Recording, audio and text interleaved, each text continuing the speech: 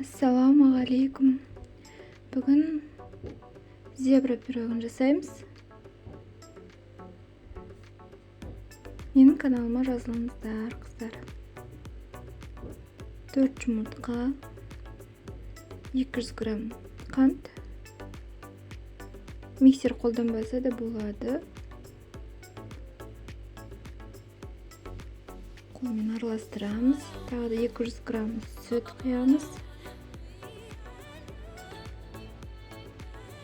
Жақсылап араластырып, артынан 100 грамм, яғни жарты стакан сұйық май.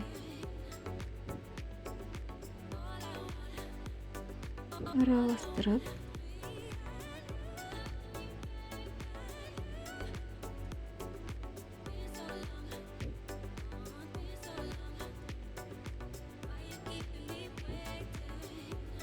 $300 грамм ұн қосамыз. Байқағандарыңызда мен әрқашанда електен өткізіп аламын ұнды.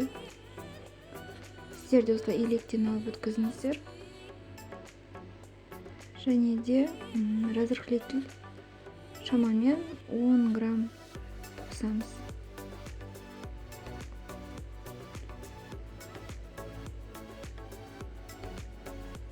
Жақсылап араластырамыз. Содан кейін 2 бөлікке тең құямыз. Осылай 2 бөлікке бөліп алғаннан кейін бір бөлігіне 3 үлкен қасық какао қостым. Жақсылап тұрып араластыру керек. Негізі үлкенірек ыдысқа араластырып алсаңыздар жақсы болады.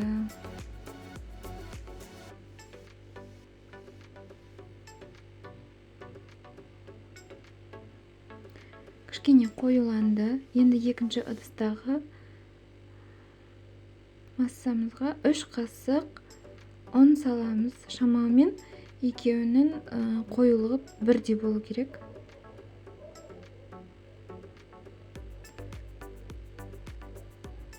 Осылай формамызға құямыз. Кезекпен кезек 3 қасықтан.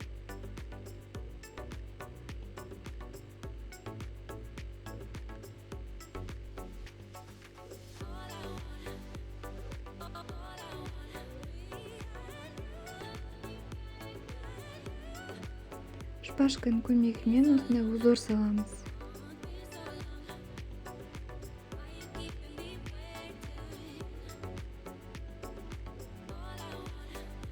Енді қызып тұрған пешке шамамен 180 градуста 40 минутқа қойып қоямыз.